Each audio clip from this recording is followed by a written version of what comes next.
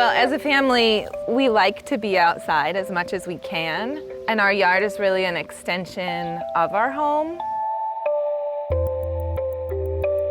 Welcome to Iowa City Lawn Love. This episode features the Gassman family. In a little over a decade, the family has transformed this 1/8 acre space into an edible paradise.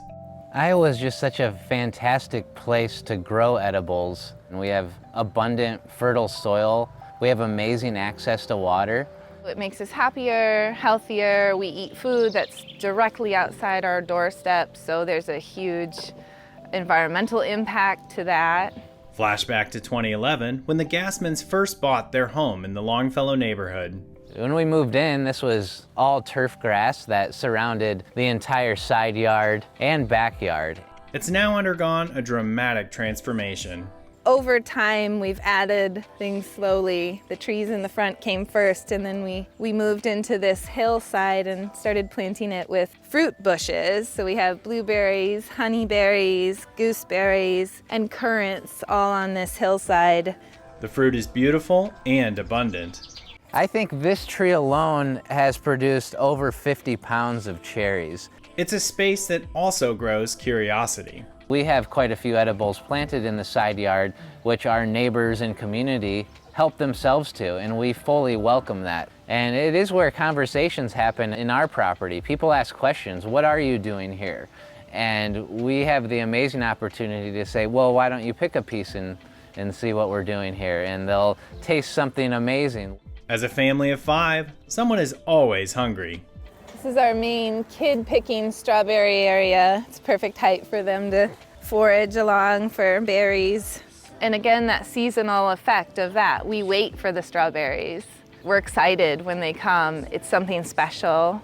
We're not just buying them from the grocery store, coming from California. And what doesn't get eaten gets canned. We do have a lot of items that can be preserved, including apples, plums, cherries. We have an abundance of mint and lemon balm, and I'll usually grow lemongrass. And we dry all of those and we save them throughout the winter.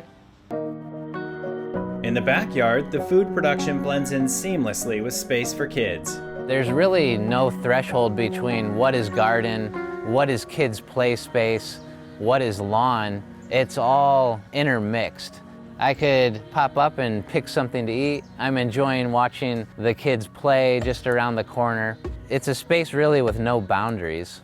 We're just happier. We're happier outside. We feel more healthy. Our kids are calmer if they can just have free time outside. And it's a space that never stops changing. I love the seasonality of the yard, how it changes almost daily, actually. We have seeds that I planted maybe 10 years ago and have just perpetuated every year. I find them in a new spot every year. Another unique feature, the natural swimming pool.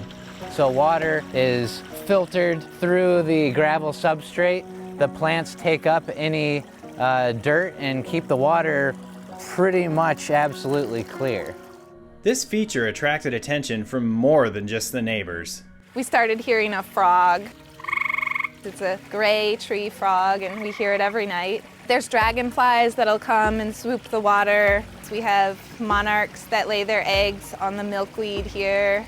It's just really cool to be able to provide that haven for nature as well as ourselves. It took some vision and a lot of hard work, but the Gassmans are proof that anything is possible. We can do a lot with a little tiny bit of land. We can have chickens, and we can grow food, and we can have a big play structure and a play kitchen and fruit trees. On this little 1/8 acre, you can do a lot with a tiny bit of land when you just have a little bit of a mindset shift and think creatively about where things can fit. So stop by for a bite of in-season fruit, and you might leave with more than just a good taste in your mouth. You can just see the joy and wonder on their face, the delight from the delicious food, but also you can see a spark that kind of forms, and they are starting to make a connection. Hey, I could do this in my yard, and all that it takes is a single seed. That small change accumulates over years, and you have a pretty big impact on not only your own yard, but your community.